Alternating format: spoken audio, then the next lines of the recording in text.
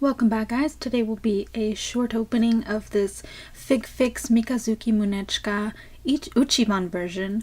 This is made by Orange Rogue, which is a subset of the Good Smile Company. They prioritize male figures. This was released years ago.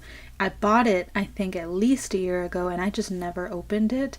And I'm trying to clear out some of the figures that I have. One of the things I'm trying to clear out is my Mikazuki collection. I think I have a lot of figures for him that I just don't need, so I might be clearing out that shrine. But before I did that, I wanted to make sure all the figures that I would get rid of are ones that just aren't as special to me.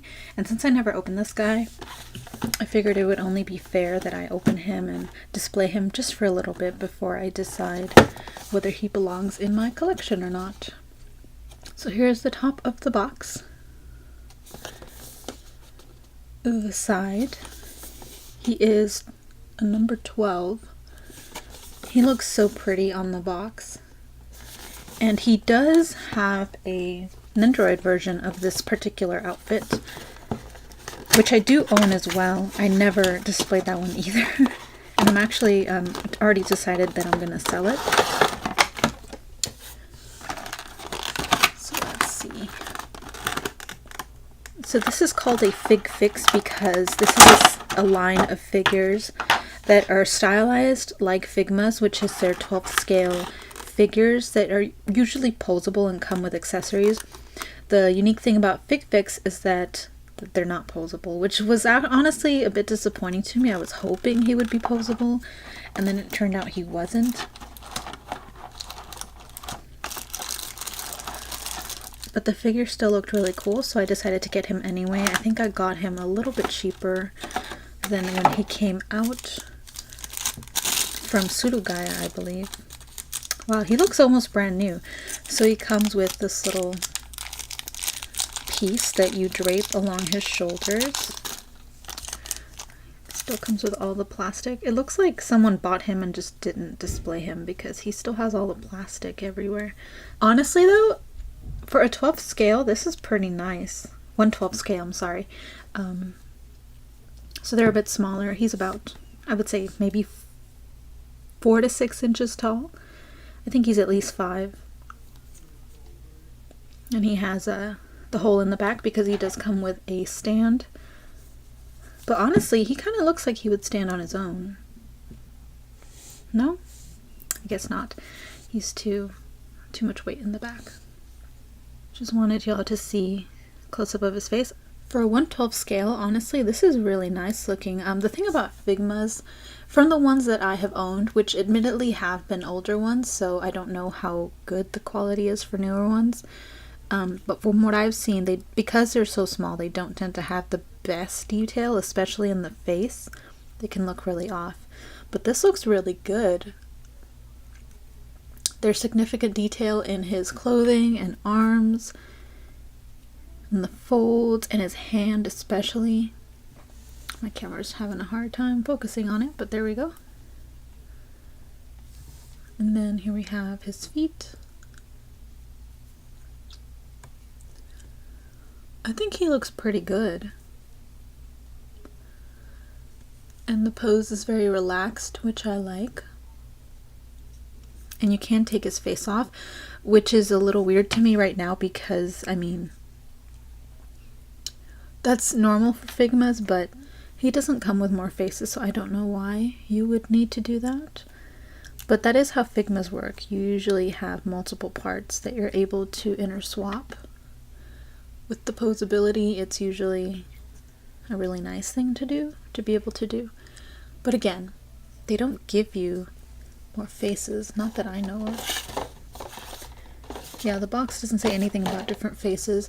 Maybe they wanted to release him with an extra face as a special edition thing. I haven't seen that anywhere, so I don't know. But I guess that means you can change his face to a different character, assuming the skin matches. He is really cool. I do like him, actually. He's tiny, but super cool looking.